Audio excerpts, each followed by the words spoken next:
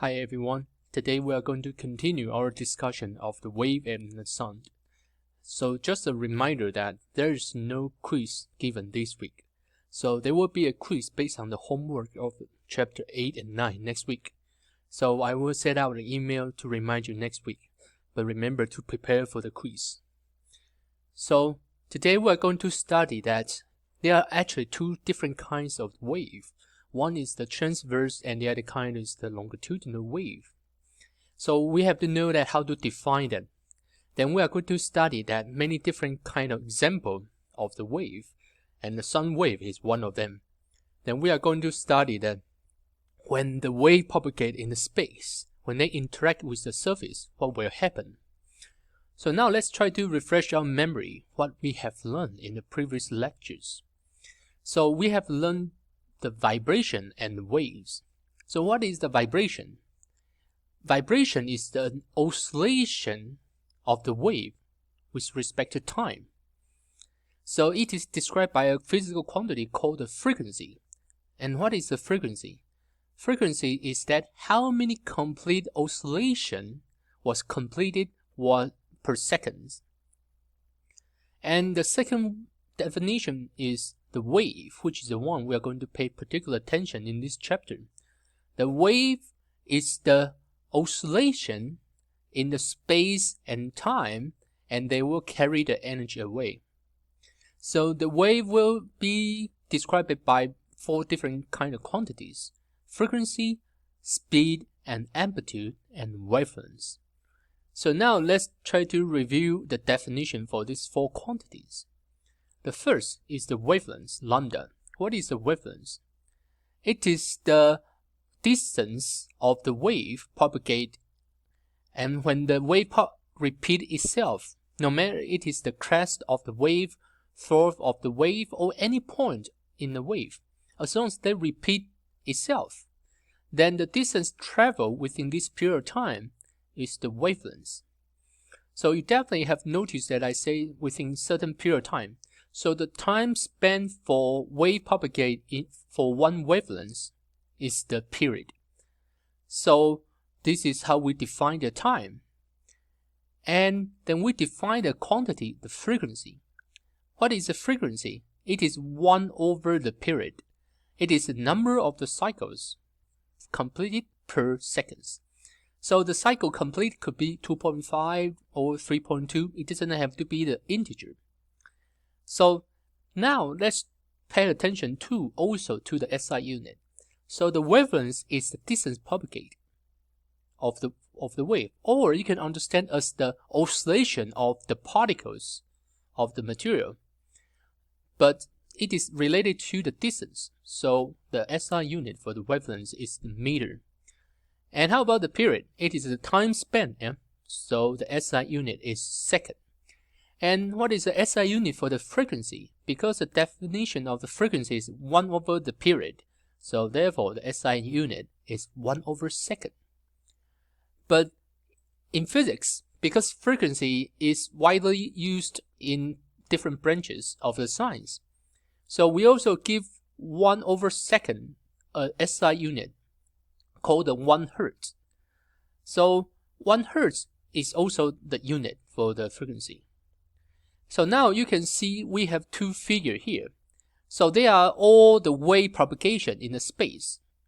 So we will say that for the first one here, the wavelength here is shorter. So you can see the wavelength is the distance between the 2 points adjacent to each other. So the distance from here to here is one wavelength, or you can say from this point to this point. So you can obviously see that the wavelength for the first wave is smaller and shorter compared with the second wave here. You can see the wavelength for the second one is bigger. So we say this is a shorter wavelength and this is longer wavelength. However, because the frequency is related to the wavelength, so the shorter the wavelength, the higher the frequency it will be. So the reason is because once you have a shorter wavelength, the wave will repeat itself in a shorter period of time. So what does that mean? So the period, one period for this first wave is smaller, is shorter. So 1 over t period is the frequency. So therefore, the frequency for the first wave is higher and the frequency for the second one is lower. So this is the thing people do not notice, that actually the wavelength of the wave is related to the frequency. So the shorter the wavelength, the higher the frequency. Now let's have our first conceptual quiz today.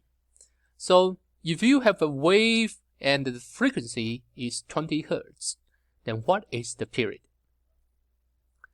So the answer is A. So as we have just learned before, the frequency is just 1 over the period. Therefore, period is 1 over the frequency. Therefore, the period is 1 over 20 Hz. But you will say, why 1 over 20 Hz is 1 over 20 second?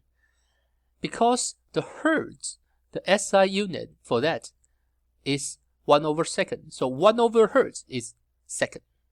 That is the reason that the unit for the period here should be second. Now let's continue. So we already learned how to describe a wave propagation. So when the wave moves in the space, there is several important quantity we have to use to describe that. The first one is the wave speed. How fast does the wave propagate? So let me refresh your memory, is that the wave propagate is not a particle. It is the wave itself carry the energy away. So the material, for example, the air molecules or the material of the particle in the material, they doesn't move along with the wave. So when I say the wave speed, I'm talking about how fast does the energy was propagated. So you can also understand that it is a disturbance move in the space. So the speed actually can use the two quantities we just defined before. So the speed of wave is lambda, the wavelength, multiplied by the frequency. So you can also write down in terms of the lambda divided by the period. And the definition is simply follow the one we learned from the chapter 1. The velocity is the distance over the time. And what is the distance traveled for one wave? So if you travel for one wavelength, the time span will period, one period. So that is the reason that now we can define the velocity of the wave is lambda multiplied by the frequency. So now this will explain why the relation here. Why I say when you have the shorter wavelengths, you have higher frequency.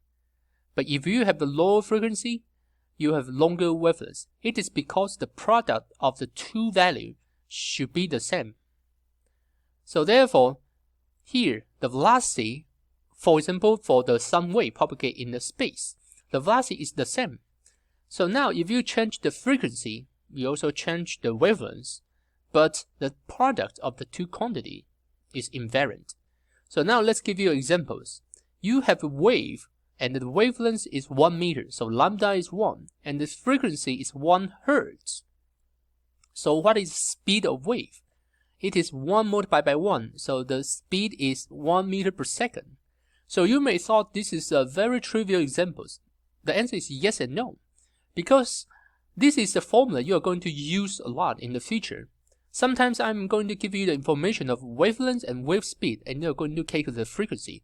And for sure, the number is no longer be 1 anymore, yeah? But intrinsically, this is the physics and the equation we are going to use. So now, you can use the wavelength and frequency to calculate the wave velocity. Now, let's try to study.